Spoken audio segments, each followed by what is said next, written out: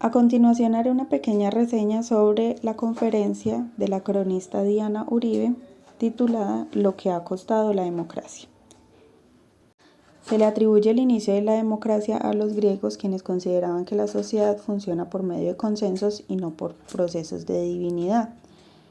Esto estaba condicionada por privilegios para pertenecer al grupo que realizaba este tipo de consensos. Más adelante surge la República Romana con estos ideales democráticos y aparecen los imperios y se van olvidando estos ideales. La caída de los imperios austrohúngaro, alemán, otomano y Reino de Bulgaria surge después de la Primera Guerra Mundial y se desaparecieron estos órdenes monárquicos. Resurgen entonces repúblicas democráticas electorales en las que se incorporan las mujeres a la fuerza laboral. Inicialmente estas repúblicas eran frágiles y pequeñas con ideas que cuestionaban el absolutismo y la monarquía. Se tiene un ideal de separación de poderes donde no se podía ser juez y parte.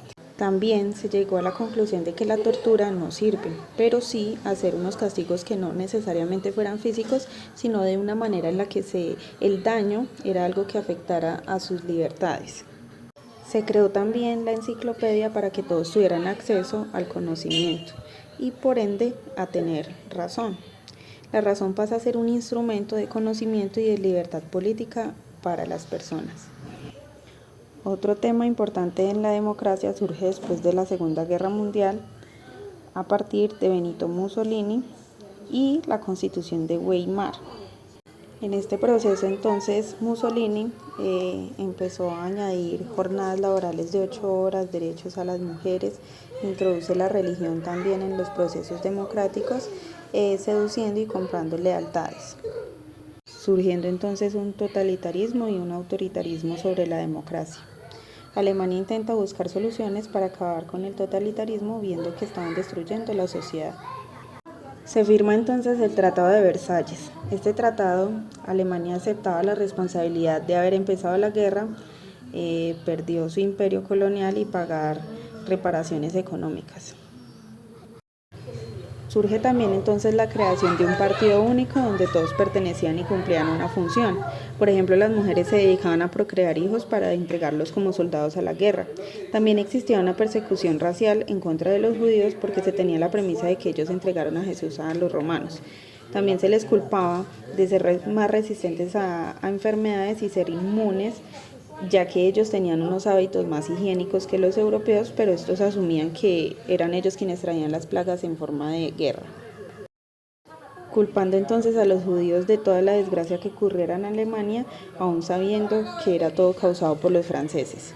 Pero era más fácil tener un rival más pequeño que uno tan poderoso como los franceses. De ahí empieza a mejorarse y a reactivarse la economía a costa de la violencia en contra de los judíos. Posterior a la Segunda Guerra, Alemania ya no era para todos, entonces ellos proponían algo distinto para eliminar el totalitarismo que les asustaba tanto, creando una democracia ya muy sólida. Se reflexionaba mucho sobre la destrucción de la civilización que había dejado la Segunda Guerra y crearon la Sociedad de las Naciones y le crearon un valor universal a la democracia. Fue hasta 1920 que en Inglaterra se aprobó el voto femenino, por la gran influencia de las enfermeras que participaron en el proceso de recuperación de los soldados en la guerra. Otro tema que se toca en la conferencia es acerca de Estados Unidos, quienes inician con una democracia en donde reinaban los blancos sobre los negros, los amerindios y los asiáticos. Los negros no tuvieron casi parte en la formación de la democracia. Y en su lucha los gringos blancos crearon dos cosas: los escuadrones de la muerte y el Ku Klux Klan y el Jim Crow System, que era una premisa en la que se decía separados pero iguales. Fue tanta la segregación racial que se separó la educación, haciendo que los negros no pudieran siquiera pasar un examen para poder votar. Luego de una lucha por parte de estas otras sociedades de otras razas, se finaliza una parte del racismo y se habla de igualdad de género, se amplía el concepto de libertad. También hablamos de libertades corporales y sexualidad.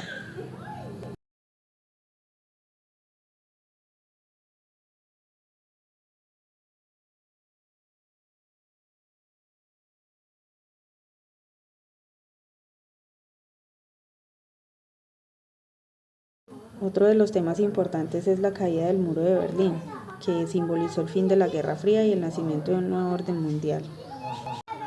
También en la conferencia se mencionan las dictaduras de América Latina y lo que ha condicionado estos procesos, el desarrollo de la democracia. Se comenta también más adelante la revolución de Facebook de 2011 de los egipcios, en el que se puede notar que hay el poder del Internet y la censura que se puede llegar a vivir cuando grandes masas se concentran. Se toca el tema de Sudáfrica, Mandela, el apartheid, la prueba del lápiz que se hacía en el cabello para hacer una separación racial de las personas. Se habla que el apartheid era un proceso de segregación racial y aparte de eso pues ya surge una África como la nación del arco iris, porque es un mosaico de muchos pueblos que tiene 11 idiomas oficiales y que la diversidad cultural y costumbres es tan amplia que entran en capacidad de surgir como una democracia total.